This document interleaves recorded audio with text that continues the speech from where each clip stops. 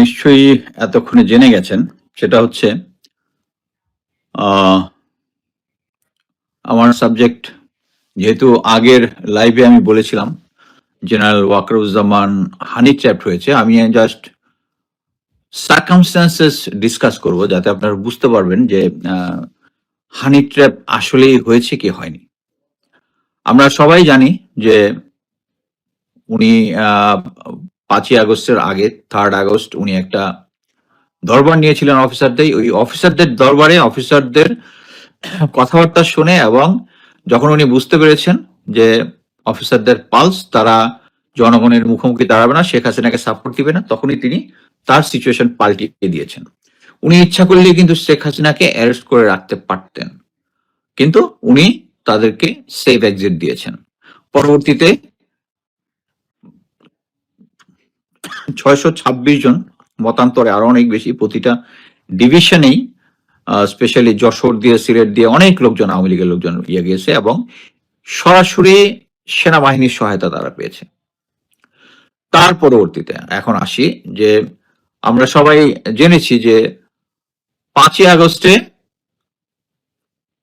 উনি চেষ্টা করেছিলেন যে প্রথমে যাতে জেনারেল প্রফেসর ইউনূস সরকার যেন ক্ষমতায় না আসতে পারে প্রধান উপদেষ্টা, এবং এটা তিনি বুকে পাথর চাপা দিয়ে মেনে নিয়েছেন।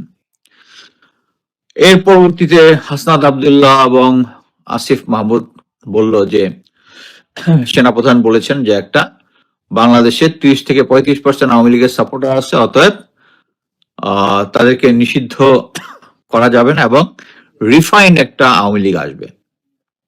এবং ফাইনালি গত 10 তারিখে যেটা হয়েছে, যখন ছাত্র জনতা যখন এই আন্দোলনে শাহবাগে জনসমাবেশ করে, তখন স্লোগান দেয় আওয়ামী লীগ নিষিদ্ধের দাবিতে, তখন যখন এটা কনফারেন্স, যখন ক্যাবিনেটের মিটিং যখন শুরু হয়, মিটিং শুরুর আগে জেনারেল ওয়াকার সরাসরি প্রধান উপদেষ্টার সাথে ক্যাবিনেটের আগে যায়। এটা আপনি ইনফরমেশনটা পিনাকিদার স্ট্যাটাসে দেখতে পারবেন। আমি অ্যাকচুয়ালি প্রথমে পিনাকিদার স্ট্যাটাসে দিয়ে পরবর্তীতে আমি আমার যারা সোর্স আছে তাদেরকে আরো 2টা সোর্স থেকে কনফার্ম করেছি দ্যাট থিং হ্যাপেন্স। উনি যেটা বলেছে, উনি গিয়ে বলেছে আর্মি, নেভি, এয়ারফোর্সের পক্ষ থেকে উনি চাচ্ছেন যে আওয়ামী লীগ যেন নিষিদ্ধ না করা হয়। এত কিছুর পরেও জেনারেল ওয়াকার এখনো আওয়ামী লীগের পক্ষে কাজ করতেছেন। আমি জাস্ট খালি এটা বুঝলাম যে প্রফেসর ইউনূসের আর কি প্রমাণ দরকার।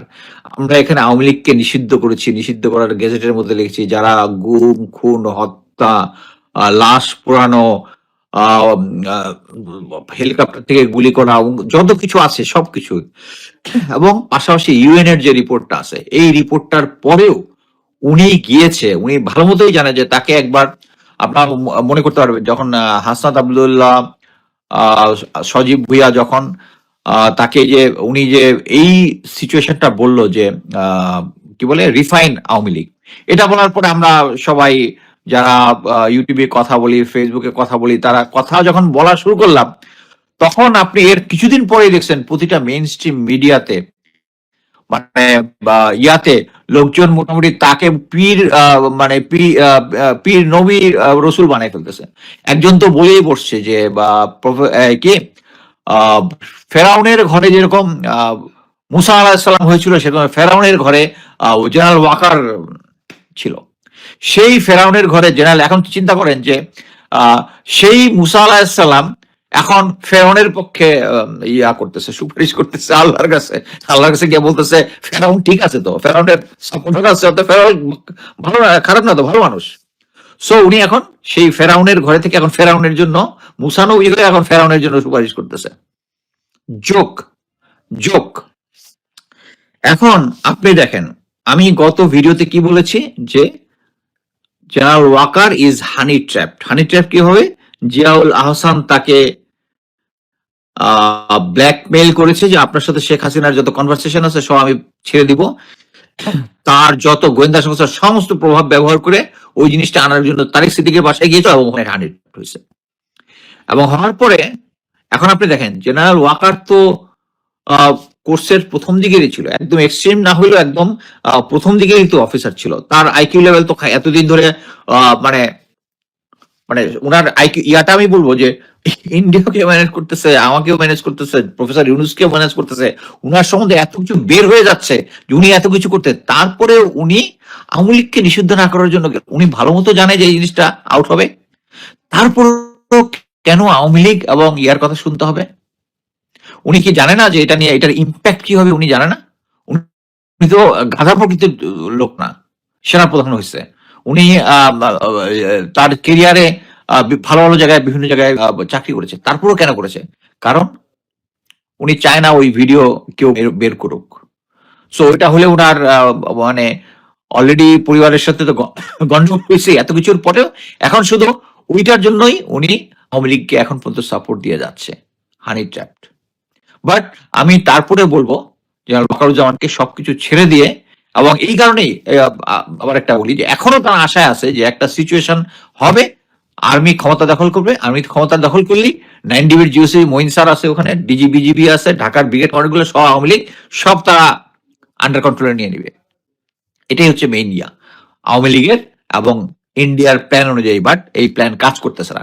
বাট এই লোকটা স্টিল আওয়ামী লীগের জন্য কাজ করে যাচ্ছে। এই লোকটা স্টিল তার যে পার্সোনাল রিপুটেশন, সে যতই যাই করুক, বিভিন্ন পত্র পত্রিকায় লেখালেখি করুক যে এরকম একটা নবী রসুলের মতো আসছিল দেখেই ওই সময়টায় ওই সময়টায় এটার জায়গায় যদি জেনারেল আজিজ হইতো কি হইতো, জেনারেল শফিউদ্দিন হইতো কি হইতো, জেনারেল আজিজ শহীদ হইলে একটা রক্তপাত হইতো, বাট এই আন্দোলন ঠিকই সফল হইতো, একটা রক্তপাত হতো। উনি ওইটুকি, এবং আমি মনে করি ওইটা আওয়ামী লীগ এবং ইয়াতেই একটা মধ্যপথ। তুমি আমাকে ইয়া করে দাও, তারপরে তুমি আওয়ামী লীগের সমস্ত লোকজনকে রেডি রাখো, আবার কিছুদিন পরে চলে আসবো। বাট এটা সফল হচ্ছে না, এটি হচ্ছে মেইন কাহিনী। So he is honey trapped, এবং এই জন্য এই ট্র্যাপ থাকা অবস্থায় এখনো আওয়ামী লীগের জন্য ওকালতি করে যাচ্ছে। সো প্রফেসর ইউনুস স্যার, আপনার আর কি প্রমাণ দরকার? জেনারেল ওয়াকার এখন পর্যন্ত আওয়ামী লীগ, এই যে আওয়ামী লীগকে নিষিদ্ধ করছেন, এর মধ্যে বলছেন আওয়ামী এবং আওয়ামী দোসর, আপনি সমস্ত আওয়ামী দোসরদেরকে নিয়ে প্রধান আওয়ামী দোসর ওয়াকারে নিয়ে কাজ করতেন। আমি আজকে আবার একটা দেখলাম যে নতুন একটা উঠছে যে জামাতকে নিষিদ্ধ করতে হবে, জামাত 71-এর আইন, এই যে মাহফুজ ছোকরা একটা হাইপ তুলছে, ইট ইস এ পলিটিক্যাল রেটরিক। আমি কি বলে, আমি জামাত ইসলামের রাজনীতি সাপোর্ট করি না। আমি একজন প্র্যাকটিসিং মুসলিম, দেশে যদি শরিয়া আইন হইতো আমি এটাকে সাপোর্ট করতাম, বাট শরিয়া আইনকে এনশিওর করার মতো সহি লোক একটাও নাই। জামাতে ইসলামের মধ্যে যারা আছে তারা রাজনীতিকে মানে ক্ষমতা পাওয়ার জন্য ব্যবহার করে। সো আমি এটাকে সাপোর্ট করি না। এই কারণেই আমি চেষ্টা করি, আমি যেটা করি, গণতন্ত্র সেকেন্ড বেস্ট, আমি গণতন্ত্র সাপোর্ট করি।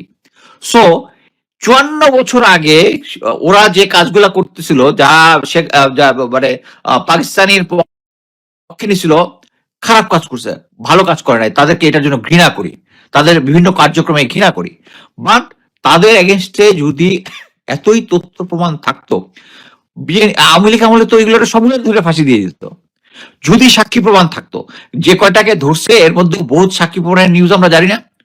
কথা হচ্ছে এখন যারা, আমি যেটা মনে করি যে এখন যারা জামাত ইসলামী আছে, তারা তো যুদ্ধাপরাধের সাথে জড়িত ছিল না। সো এখন এটাকে রেটরিক করার নাই।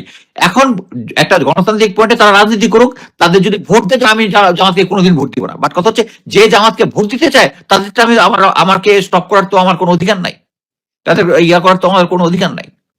এটা জিনিস বুঝতে হবে। এবং আরেকটা যে জিনিস হচ্ছে, তাদের একটা জিনিস আমার সন্দেহ লাগে, একবার মনে হয় তারা এন্টি ইন্ডিয়ান, তারপরে আবার মনে হয় যে ইন্ডিয়ার সাথে করছে। এটা আমি করি, যে রাজনৈতিক দল ভারতের সাথে আঘাত করবে আমার শত্রু। ভারত যেরকম আমার শত্রু, এটা আমার শত্রু, সিম্পল, এটার সাথে কোনো নাই। বাট প্রফেসর ইউনুসকে বলবো, প্লিজ স্যার, এই এত প্রমাণের পরে আপনার আর কোনো প্রমাণ দরকার নয়। এবং আমি ব্যক্তিগতভাবে মবকে ঘৃণা করি, কিন্তু মব ছাড়া এই আওয়ামী লীগকে নিষিদ্ধ হইতো না, মব ছাড়া কোনো কিছু হইতো না এখন পর্যন্ত। কারণ কি, এখনো ফ্যাসিবাদের দোষর সমস্ত ক্ষমতার মধ্যে দখল করে আছে। সো এটাই বোঝানোর জন্য যে জেনারেল ওয়াকার হেজিপেজি লোক না, যে উনি বুঝবে না যে উনি আওয়ামী লীগের জন্য ওকালতি করতে গেছিল 10 তারিখে নিষিদ্ধ না করার জন্য, এটা পাবলিক হবে না। পাবলিক অলরেডি হয়েছে, হওয়ার পরেও জেনারেল ওয়াকার জোয়ান না থাকলে 5ই আগস্ট ব্যর্থ হইতো। বুলশিট। আমাদের দিস দ্য রাইট টাইম, মানে রাইট টাইম এখনই না, অনেক আগেই করা উচিত ছিল। জেনারেল ওয়াকারকে স্যার সরান, সরা আর্মির উপর আপনার পুরো কন্ট্রোল নেন।